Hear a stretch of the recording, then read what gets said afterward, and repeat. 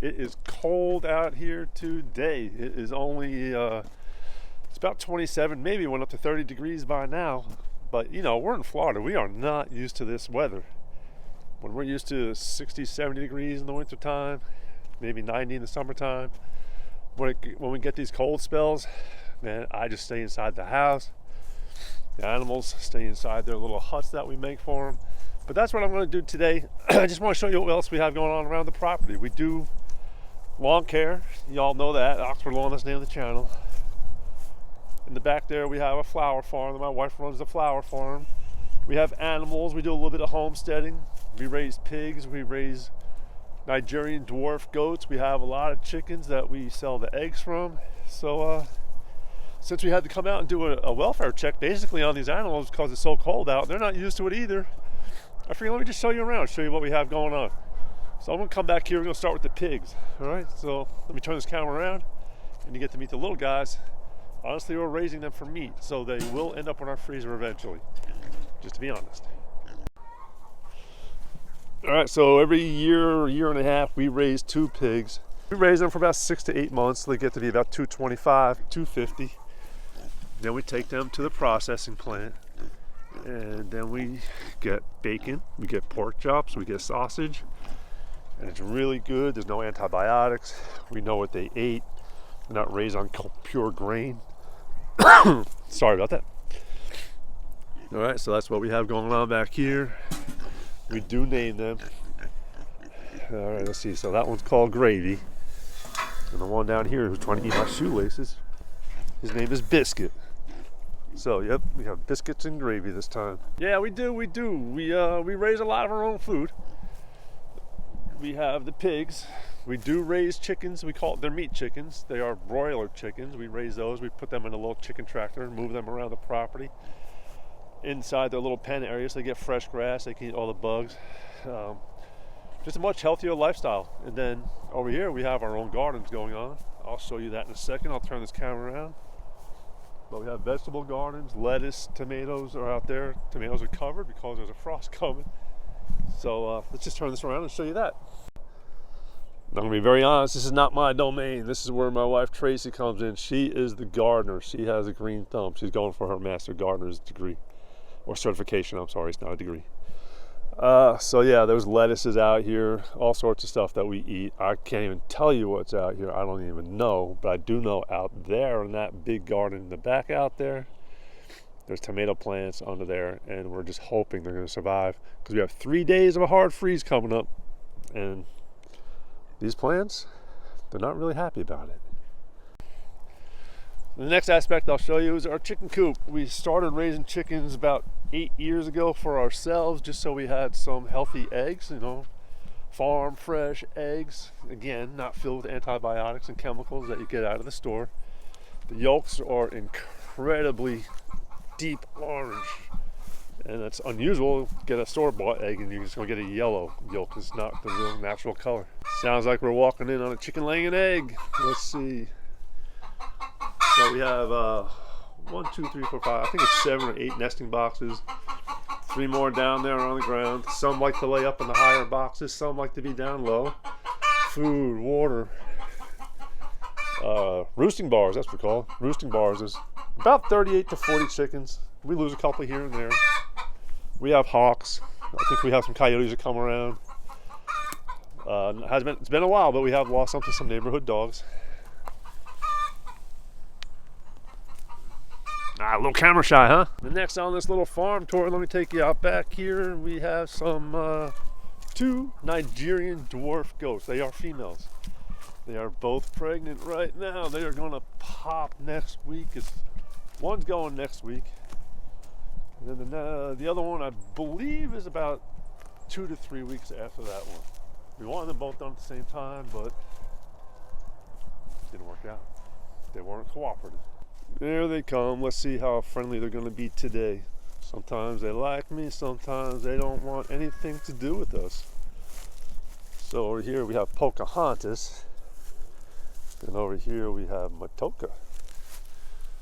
And if you get a close look at how fat they are, we think she has two little kids inside of her. And this one, she fooled us the last time. We thought she had 2, but she only had 1.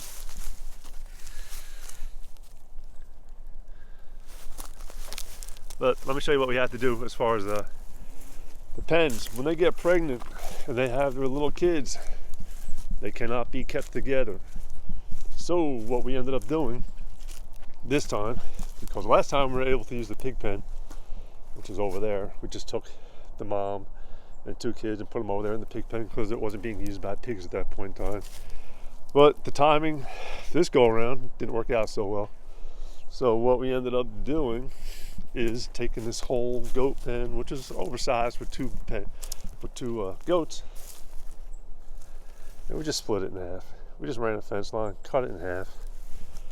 Then we built this structure right here. Very simple. Tracy saw this online. All it is cow panel. Cow panel is welded wire. There's 2 panels there. They're 16 feet lengthwise, so we just domed it over and bungee corded a tarp over the top of it, and that's all they need. Then whichever one becomes pregnant first will hopefully go in there and have the babies. If not, it'll come inside this structure, which was the main structure we built a couple of years ago.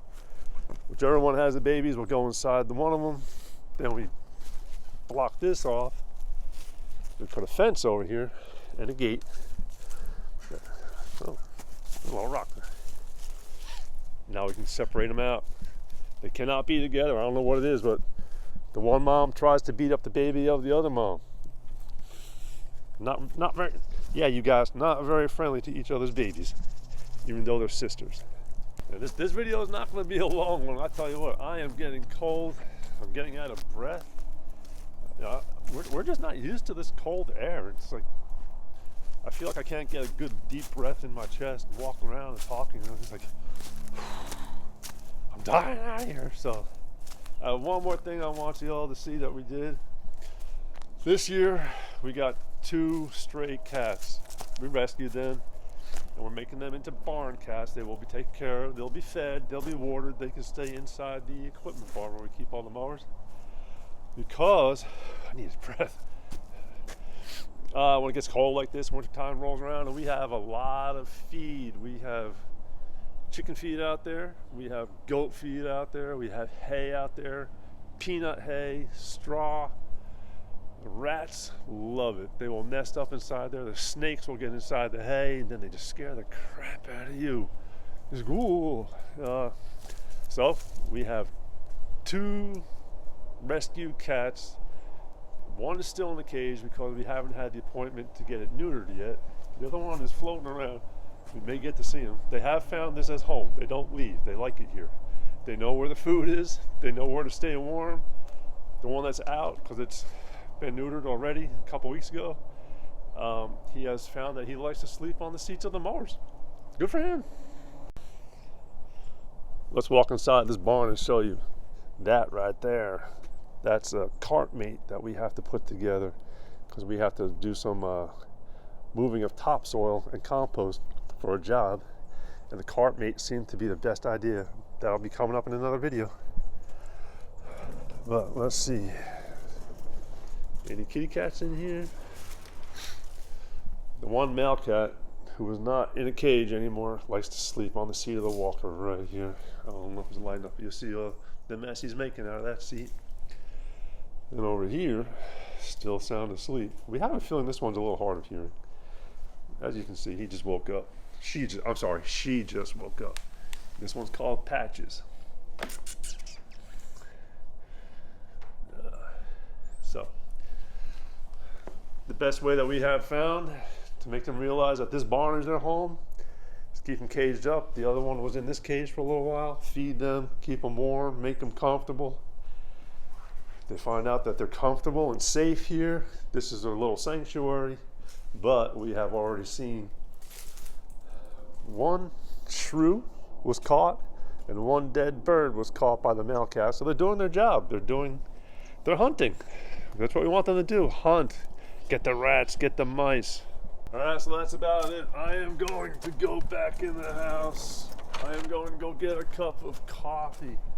I will upload this video and start editing it a little bit. My fingertips, they're cold. The hand that's holding the camera and the gimbal right now, my fingertips are frozen. All right, well, I just want to introduce you all to what else we have going on around the property. The sun's over there, and let me change the camera around. Yeah, we'll probably do some videos about all this stuff because I know there's a huge interest in homesteading. Little small farms like we have going on. It's a lot of fun. It's a lot of work, but it's a different kind of work. You feel rewarded for all that effort, especially when you're eating food that you know is good for you. No chemicals, no antibiotics. You know what they ate. You know where they were raised. And that's about it. Thank you for watching. Stay tuned. And again, please help us grow. Hit that subscribe, like this video. That all helps us in the end. Bye.